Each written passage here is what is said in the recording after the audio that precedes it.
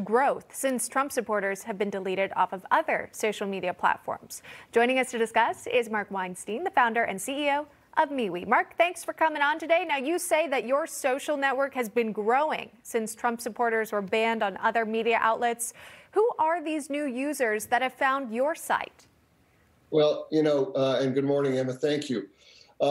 People are coming from all walks of life. Of course, conservatives are outraged at the unnecessary censorship. Progressives are too. Facebook took down a group called Walkaway, which were conservative Democrats, 500,000 people. Facebook took them off the platform. Censorship just because your opinion is different than mine, that's anti-democracy. And so we also see, Facebook made a privacy policy change for WhatsApp users. 2 billion WhatsApp users now have to share their data with Facebook. That outraged people, around the globe, in the United States, everywhere. So we see, mass movements there. Twitter recently was fined millions of dollars for abusing their own, data privacy policies. And so, we see people have just had it.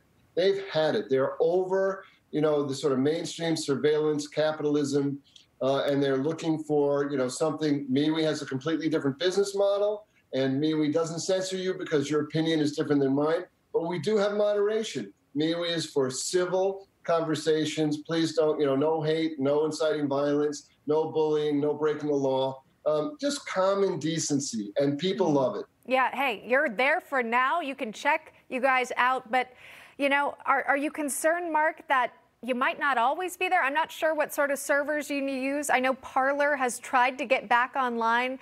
They've previously relied on Amazon to keep them up and running, and then they shut them down. Have you run into similar difficulties? We have not, but see, there's a distinction. Parler, which was serving a lot of good people, but also they had a lot of extremist elements, a lot of loud voices, inciting violence, posting hate, doxing. I mean, things that are really hard for civil people to be around. And though there are a lot of great people on the platform, MeWe has moderation, so it's completely different. We have civil moderation. I mean, we really take care of it.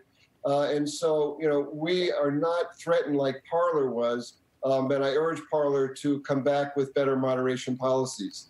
Yeah, we'll wait and see if they're able to recover. Mark, I guess when Section 230 was written in the 90s, people just didn't anticipate the power and role that these social media companies would have in our society. Now we all know names like Mark Zuckerberg and Jack Dorsey. It's tremendous power that these people yield. Do you anticipate that continuing on? And even when you compare it to politicians out there, I mean, these guys have the power to shut down politicians' voices, including now the former President of the United States. Is this going to continue?